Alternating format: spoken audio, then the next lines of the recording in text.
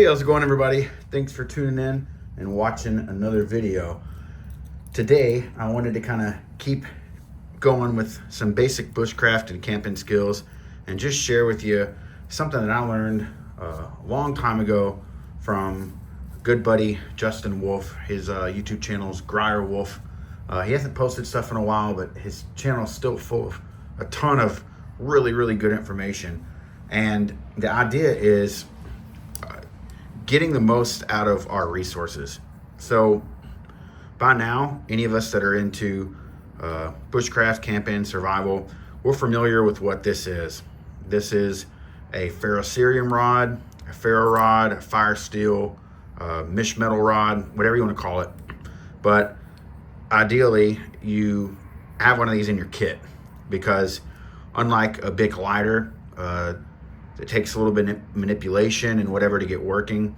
These will work when they're wet. And by now, as you can see, there's all kinds of amazing ones out there on the market. You have big ones like this that have a replaceable rod that you can unscrew with duct tape on it, and even like storage for tinder and all that stuff. But what I think a lot of us kind of get lost in is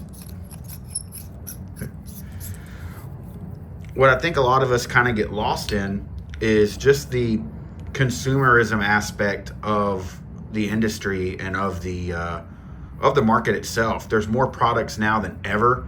We can literally carry pretty much anything we could dream of in our packs and in our kits. Everything's just kind of a click away on Amazon.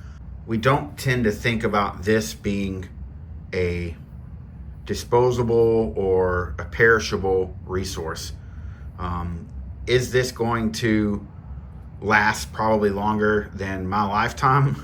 Absolutely. I mean, it's a huge ferro rod, and this has been used enough and created a lot of fires. So there's literally hundreds, if not thousands, of fires in this one tool. But even with that mindset, what if you don't have that with you? Or what if you're only able to afford at this time a smaller one, or even something like this that's just a very small ferro rod? And the idea that this being a resource that we need to take care of because it is expendable is something that I don't think a lot of us think about anymore. Back when I first started getting into this stuff, there was way less options on the market, and sometimes you're just financially strapped, and the kit that you have is what you have. So there's times that this might be the only ferro rod that you have for a few years, or you may not be able to afford to just blow through ferro rods. But the big thing that I come across, and that I'm very guilty of myself, is the mindset that, man, I can start hundreds and hundreds of fires with this. So when it comes to trying to get a tinder bundle like this lit, I'm just gonna plant it in there and just keep scraping it and scraping it and scraping it and scraping it until this thing lights. And that's fine. But there's ways that you can literally get the most use every time you scrape this, and it still isn't that much more work. And that's where our friend Punkwood comes into play. I am such a huge fan of this material and this resource right here, and there's a few reasons why. So let's first go over what this is. So just a simple Altoids tin gets the job done when it comes to collecting this stuff, especially if it's one that you kind of use for your char tin, because Punkwood is going to go hand in hand with other fire starting methods like flint and steel and solar ignition. So it's really awesome resource to learn and to figure out where it is in your area. So basically all Punkwood is decaying and decomposing wood. It's inevitable that if you spend any time in the woods, you've walked by dead and rotting trees, and more than likely, if you knew it or not, you walked by some Punkwood. But not all Punkwood's created equal, and not everything is Punkwood. So if you look at something that's dead and rotting, spider webs and all that, it's not always going to be punkwood. The biggest way that you can figure out if something's punkwood or not is just by feeling it. This is really, really hard, and I can't really put my fingernail in it. I can't break it between my fingers, and it's not soft and squishy. But punkwood is very much squishy and spongy, and it breaks really easy because it's decaying. Okay? But what this does is a few things for us. This is an incredible extender for embers and small little sparks and coals. It's a super valuable resource because anywhere that there's going to be dead or rotting trees or down trees, if you look around enough, like especially in stumps and stuff, like what you would think a bear would be ripping through to find worms and grubs, you're going to find punkwood. And what makes it so valuable is it's super easy to collect. There's plenty of it.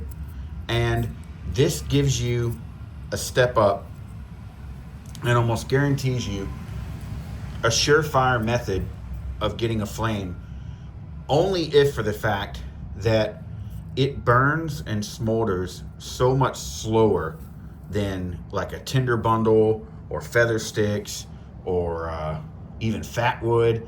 As great as what those things are, this is something that'll sit here and smolder and smolder and smolder, and just essentially this whole thing will just become one big ember that you, or a coal that you can just pick up and place wherever.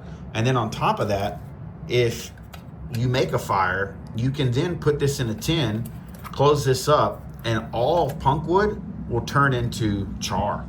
So then it's super easy to hit with a flame, or especially with a solar lens and solar ignition, it'll flare up really easy. But punkwood by itself, just in the raw state, is perfectly good to go as striking a ferro rod. So let me demo this and I'll show you what I'm talking about. And maybe this is something that you can add to your toolkit as far as materials to collect and look out for, and then something to maybe throw in your fire kit and bring with you. Even just a little small tin to keep it with. It's so valuable. So we got a few pieces of our punkwood out of the tin. We got our ferro rod, and we got a good knife here with a 90-degree spine. This is the Kelsmuck Bushcraft Kelso, and let's just see what we can get here. The trick is going to be directing the sparks, and ideally I would just want to shoot these. Let's just try that. Actually, let's put all these in here, and let's just do this the way we would do it out in the woods, you know. Let's just put this in here, and let's see how many sparks we can get.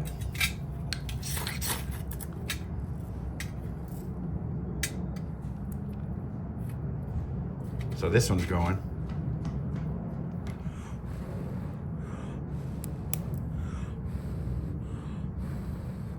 And then we can transfer this, you know, once we get this going.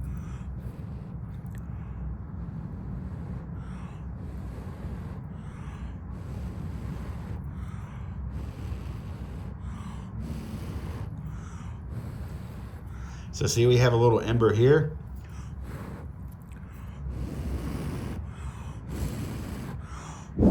And as long as you keep adding air to it, it's going to keep going. And I just snuffed it out. One little spark, and it already got two of those. It got one of those going, and then we got the other one going for a little bit. Maybe there's still one going in there.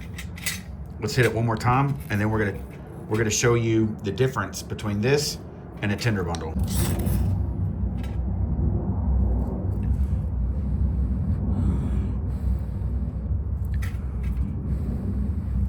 So we got several pieces going in here. Okay. All right, so I'm gonna snuff this out. And this is one of my favorite tinders here, and I'm pretty sure that we can get this stuff going, but the issue is how many times is it gonna take? How many strikes? All right, so we're gonna essentially do the same thing. Just gonna plant this in here and strike it once, okay?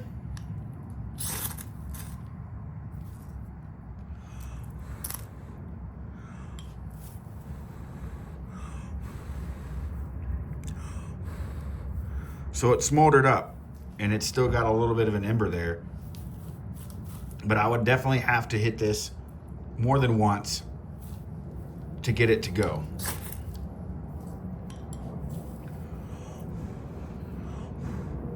Okay, the idea being is one strike can get this going, whatever piece we need.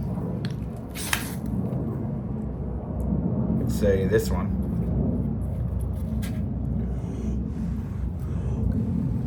And then we can put this as our base into our tinder bundle.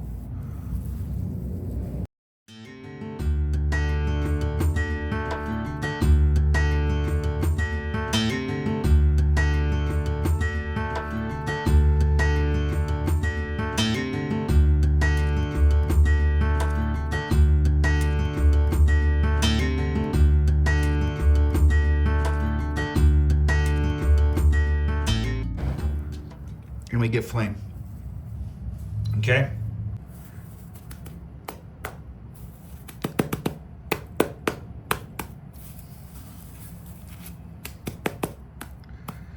See, there's still pieces of that punkwood that are burning, look. So, as you can see, with just a little bit of work collecting this, striking this once, maybe twice with our ferro rod, and having multiple chances, because that first one I used was still burning, but it wasn't quite as strong of an ember. And then adding the second one is what took us to achieving flame with the tinder bundle. Is it perfectly okay to just strike a tinder bundle with your ferro rod?